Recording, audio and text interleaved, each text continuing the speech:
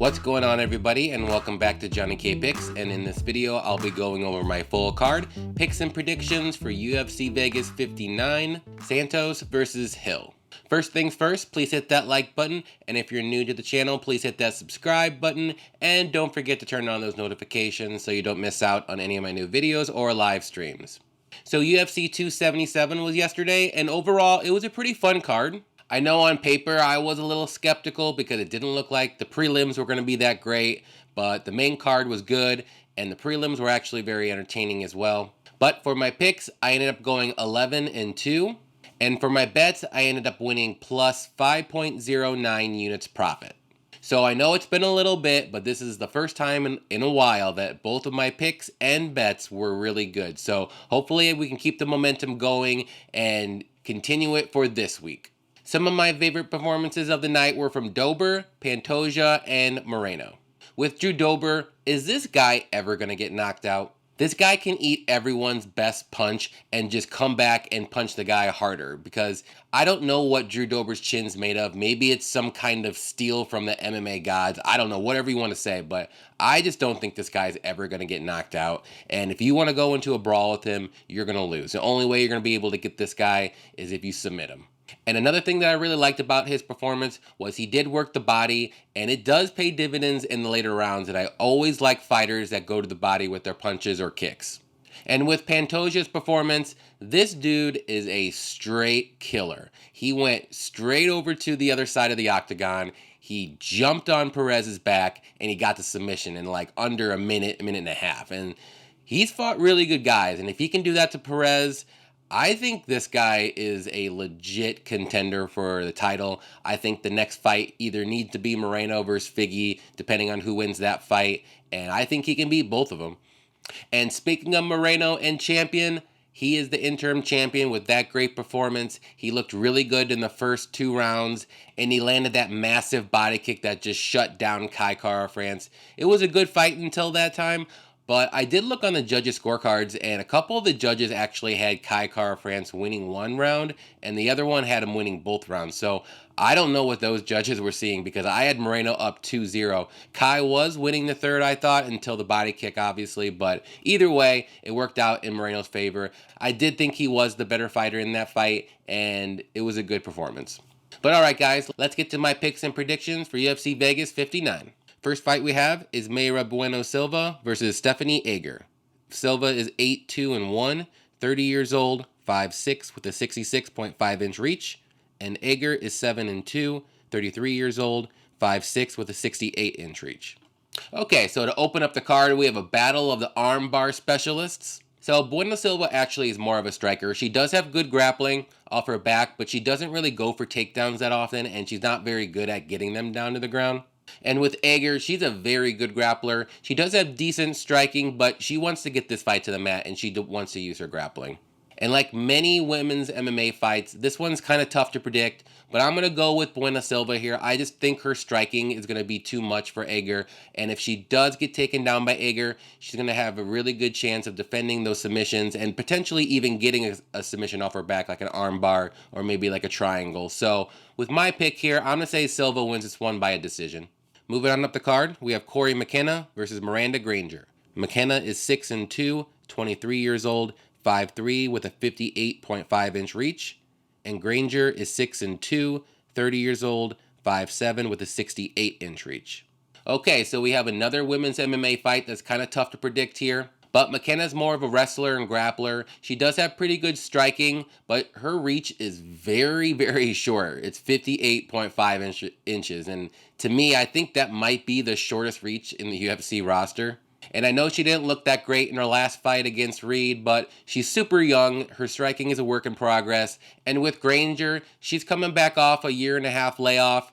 I'm not sure if it was an injury or if she was taking time to train or whatnot, but she's a very good striker, a very good technical striker. But she's not the greatest on the mat. And if you're able to take her down, she doesn't really do that great, but she does get up eventually, and she just goes back to striking with volume. And like I said before, Usually people with long layoffs, like a year and a half, is always a little red flag. This is a tough one to predict, but I'm going to go ahead and roll the dice with Miranda Granger here. I just think the reach advantage of almost 10 inches is going to play a big part in this fight. And McKenna doesn't have the greatest takedowns either. So I do think Granger will be able to stay at range and potentially just stuff a couple of those takedowns and keep this fight standing. And if that's the case, I like Granger in this fight. So with my pick, I'm going to say Granger wins this one by decision. Moving on up the card, we have Jason Witt versus Josh Quinlan. Witt is 19-8, 35 years old, 5'10 with a 70-inch reach. And Quinlan is 5-0, 29 years old, 6 foot with a 72-inch reach. Okay, so this is a fairly easy fight to break down. Witt is a very good wrestler, and he also has very good takedowns. His striking is pretty decent, but he literally has no chin. Like, no chin at all. And unfortunately for him, Quinlan is a very good striker with really good power, and it's only going to take one shot to knock out Witt.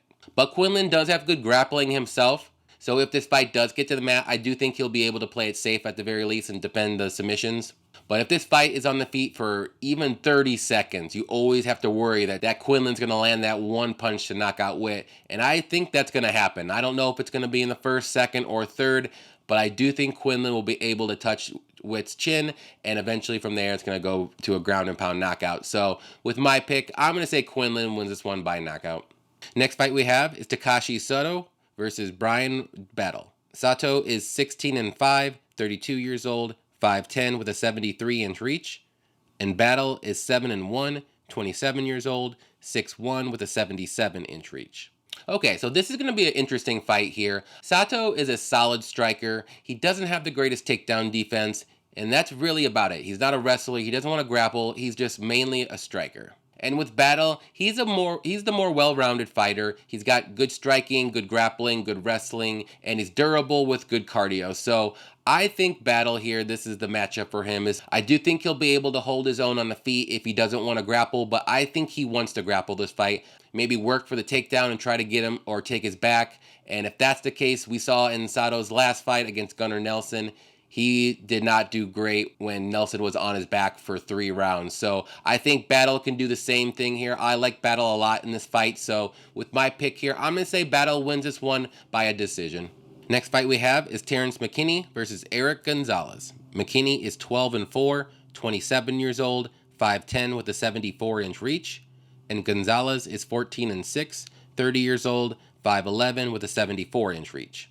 Okay, guys, I'm going to make this one short because I really like McKinney in this fight. He's going to be the more explosive guy, the more dangerous striker. He's a very good wrestler and has really good submissions. And with Gonzalez, he's a good striker. He does have good leg kicks, but I just don't think he's on McKinney's level. And I really think McKinney, if he wants to keep this fight standing, it's going to be an early knockout. Or if he wants to go to the mat, I do think he'll be able to get a submission or even ground and pound win here. So, like I said, making this one short, really like McKinney. I'm not going to touch the line at minus 900 or whatever. I might look at the props later in the week, maybe like by finish or like the under 1.5 or something. So with my pick here, I'm going to say McKinney wins this one by a knockout. Moving on up the card, we have Oleksiejczuk versus Sam Alvey. Oleksiejczuk is 16-5, 27 years old, 6 foot with a 74-inch reach. And Alvey is 33-17-1, 36 years old, 6'2 with a 75.5-inch reach. Alright, so the man, the myth, the legend of Sam Alvey is back. And it'll be interesting to see if the UFC keeps him around after this fight. But Alvey is a solid striker. He's got good counters and some power, but the last couple fights, he's been very hittable. I don't know if his chin is given away because he is kind of getting up there in age as well. And Oleksiejczuk is a very good boxer. He's got really good counters as well. He likes to push forward. He's got crisp boxing. And he throws a ton of volume, which they're all fast. So for me, this is a no-brainer pick, and I'm going to go with Oleksiejczuk. I just think his striking is too much for Alvey. I think Oleksiejczuk will be able to push forward throughout the whole fight, land more strikes, and potentially get a late knockout or at least a decision. So with my pick here, I'm going to say Oleksiejczuk does get that knockout maybe in the second or third round. Next fight we have is Ariana Lipski versus Priscilla Cachoeira. Lipski is 14-7, 28 years old, 5'6 with a 67-inch reach. And Cachoeira is 11-4, 33 years old, 5'7" with a 65-inch reach. Okay, so we got a striker versus striker showdown here. And for me, I think Lipski is the more technical of the two. And she does have some good grappling in her back pocket if she wants to use it, but mainly she is a striker that wants to stay on the feet. And with Cachoeira, she's a power striker. She's kind of low volume at times, but she is very hittable, very hittable. And I know I said this last week because Kim fought, but in the Kim-Cachoeira fight, Cachoeira lost that fight. She was outstruck almost 2-1, and somehow the judges gave her that win. So I think this is more of the same here. I think Lipski can outstrike Cachoeira. As long as Lipski can avoid the power shots of Cachoeira, Lipski should be able to piece up Cachoeira and outstrike her for 3 rounds here. So with my pick, I'm going to say Lipski wins this one by decision. Next fight we have is Augusto Sakai versus Sergey Spivak. Sakai is 15-4-1, 31 years old, 6'3" with a 77-inch reach. And Spivak is 14-3, 27 years old, 6'3" with a 78-inch reach. Alright, so we got a striker versus wrestler matchup in this fight. Sakai is a good striker. He has really good power. He's got good elbows. He likes to kind of make it dirty and stay in his opponent's face to try to get that knockout. And with Spivak, he's the wrestler. He's got very good takedowns, very good wrestling. He does have decent stand-up game, but he wants to get this fight to the mat. Make no mistake about it. That's his game. That's his bread and butter. He's going to do it. And Sakai's takedown defense is pretty decent at 68%, but I don't think he's fought the level of a wrestler like Spivak is, and I think Spivak will be able to get him down early, just like in the Dan Hardy fight. It's going to be pretty much the same, and I do think Spivak can eventually either get like a ground and pound knockout or even a submission eventually once he's on top. So with my pick here, I'm going to say Spivak wins this one by a knockout. Moving on up the card, we have Juliana Miller versus Brogan Walker. Miller is 2-1, 26 years old, 5'7" with a 67-inch reach. And Walker is 7-2, 33 years old, 5'4" with a 67-inch reach. So we got the first matchup of the Ultimate Fighter finale here, and I'm going to be real with you guys. I didn't watch any of this season, so the stuff that I'm going from is just the tape that I was able to find. But Miller obviously is a little inexperienced. She's 2-1 in her pro career, but she does like to push forward. She has decent striking and good grappling. And Walker is definitely going to be the more experienced fighter in this matchup. She's actually fought some good people in Maverick and Blanchfield. I think she did beat Maverick in the past, I think maybe a few years ago. So she does have a good level of competition that she has fought, but she also does have good striking and grappling as well. So for me, I just got to go with the experience here, and I'm going to go with Walker to win. Just with Walker fighting the tougher competition, I think she'll be able to hold her own in this fight, and maybe it'll just be a little bit too much for Miller since she is a little inexperienced and young. So with my pick here, I'm going to say Walker wins this one by a decision. Next fight we have is Zach Pauga versus Mohammed Usman. Pauga is 5-0, 34 years old, 6 foot, and I'm not sure his reach. And Usman is 7-2, 33 years old, 6'2", with a 79-inch reach.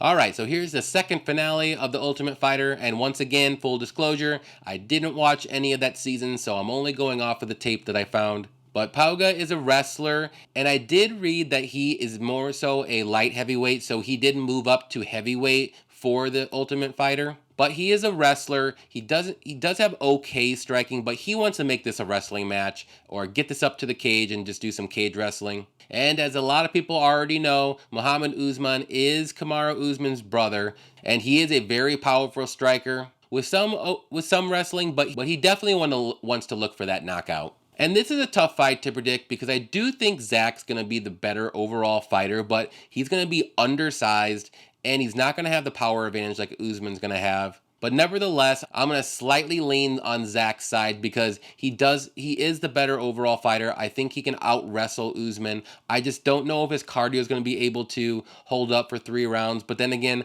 I don't know if Usman's cardio is going to be able to hold up for 3 rounds either. So this is just a weird fight. I got to predict somebody here. So I'm going to pick Zach to win this one, and I'm going to say by decision. Okay, co-main event time here. We have Vicente Luque versus Jeff Neal. Luque is 21-8-1, 30 years old, 5'11", with a 75.5-inch reach. And Neal is 14-4, 31 years old, 5'11", with a 75-inch reach. Okay, so I'm really looking forward to this fight. So both guys are strikers, but Luque does have some grappling in his back pocket. He has really good submissions as well. But I think this fight will play out on the feet. Neal's got some power in his hands too. He's got very good kicks and low kicks, but I think Luque is the better overall striker. He's going to have the more power as well. And I did notice in some of the videos that Neal does tend to fade as the fight goes on, especially if his opponents start pushing him and pressing him a bit. And I do think Luque will do that for 3 rounds, because Luque does have cardio for 3 rounds. Actually, he probably has cardio for 5 rounds. We just saw it in a Bilal Muhammad fight, but I really like Luque here. Like I said, I think he's the better striker. So with my pick here, I don't think anyone's going to get knocked out in one another, so I'm going to pick Luque to win this one by a decision. Okay, main event time here. We have Thiago Santos versus Jamal Hill. Santos is 22-10, 38 years old, 6'2", with a 76-inch reach. And Hill is 10-1, 31 years old, 6'4", with a 79-inch reach.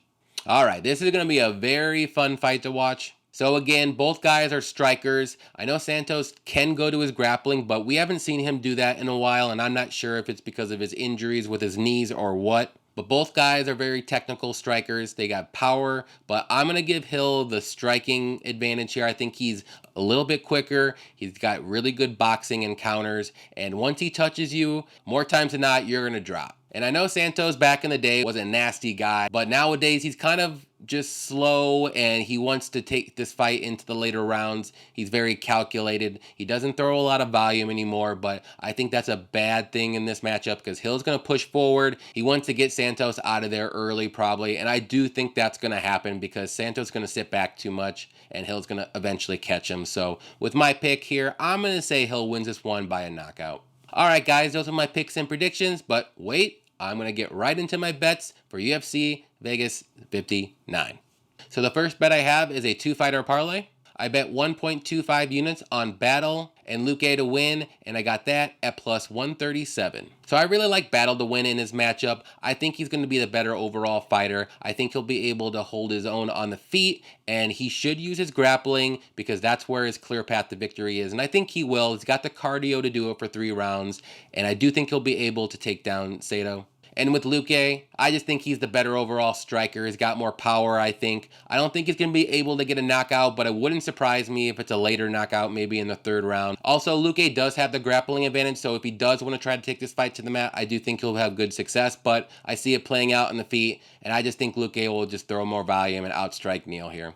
And my last bet so far for this week is another 2-fighter parlay. I bet 1.5 units on Spivak and Hill to win, and I got that at plus 104. So again, I really like these guys' matchups. Spivak is going to have the clear advantage in the wrestling department, and that's what he wants to do. So I don't think he's going to go rogue and try to strike with Sakai, because that's going to be the wrong thing to do. So once he gets that takedown, I think it's going to be over shortly after that. And with Hill, I just think he's going to be the quicker, more powerful striker. Santos likes to wait back a little bit, and he's very calculated and very low volume, but Hill's going to push forward and keep him on his back foot. And I think eventually with his reach advantage, he'll be able to touch Santos and eventually knock him out. But all right, guys, those are my picks, predictions, and bets so far for UFC Vegas 59.